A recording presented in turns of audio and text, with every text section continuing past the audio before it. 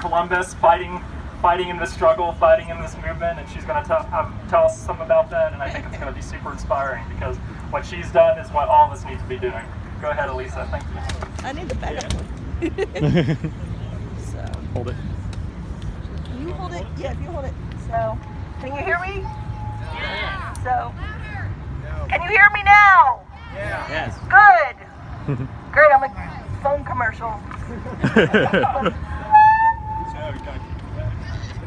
So, my name is Elisa Grishman, and I run a local advocacy group called Access Mall Pittsburgh, which is hosting the 88th anniversary celebration, actually just right over there on July 26th. So come bug me afterwards if you want a poster.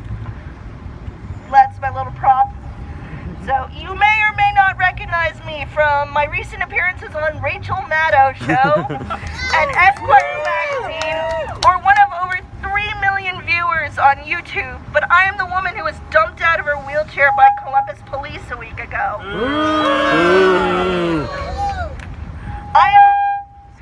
I am not here to tell you about why it's important to save Medicaid.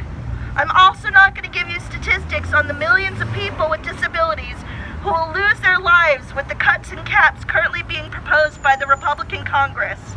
I'm not even going to tell you about all of the non-medical services that Medicaid covers that will disappear, such as paratransit and special education, which I hate that term, but it's what it is. Because it's my guess that everyone here today already knows all of these facts and figures by heart and agrees on me why they're so important. So no, I'm not going to tell you why you should fight. I'm going to tell you how to fight. A week ago today, I drove to Columbus, Ohio with a group of disabled people where we met up with other members of ADAPT from Rochester and Chicago. We stormed into the Columbus office of Senator Rob Portman and held the building for hours. We blocked all but one of the entrances and all but one of the elevators. When people got angry that they had to take the long way to get around, we pointed out that they could survive one day of what people who use wheelchairs have to put up with every single day. Yes. Yeah. We held up posters demanding that the senator vote no on cuts and caps to Medicaid. We chanted and sang for hours and hours straight. After police came in under false pretenses and physically assaulted many people, including myself, while dragging us out of the building, despite being given the opportunity to just walk away, 16 of us refused and were arrested. We were dragged forcibly out of our wheelchairs into police wagons. I personally was left in an unconditioned metal box that constitutes a transport vehicle for over 2 hours in scorching heat. According to police reports, when they finally checked on me, I was pouring sweat, delusional, unresponsive, and unable to lift my arms. Despite this, I was denied medical care and taken straight to jail. Those of us who were in wheelchairs were rejected due to lack of accessible bathrooms. The rest of our people were released from jail at 4 a.m. to the celebrating arms of those who held vigil waiting for them. That is how you fight. And if I can do it, so can you.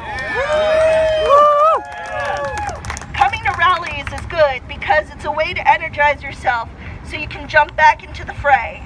But if all you're doing is going home after this, like you've made, feeling like you've made a difference by preaching to the choir and signing some petitions, that's not good enough. If you've called your politician once or twice and considered yourself done with your civic duty, that's not good enough.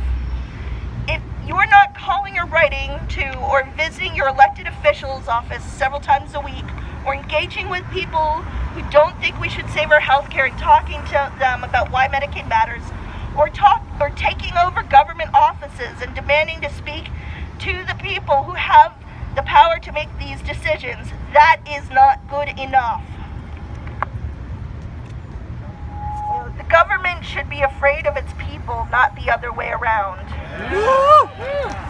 I know that the idea of storming the castle seems frightening, and I assure you, going to jail is scary, but it is nowhere near as terrifying as the prospect of millions of people dying because they've lost their Medicaid or ending up in nursing homes because the Disability Integration Act has never been passed.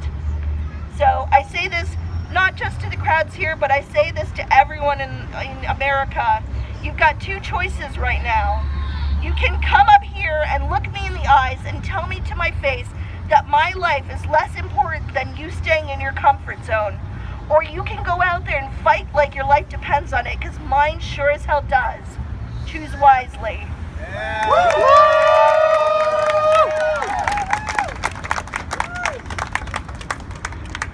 Awesome. Thank you so much, Elisa.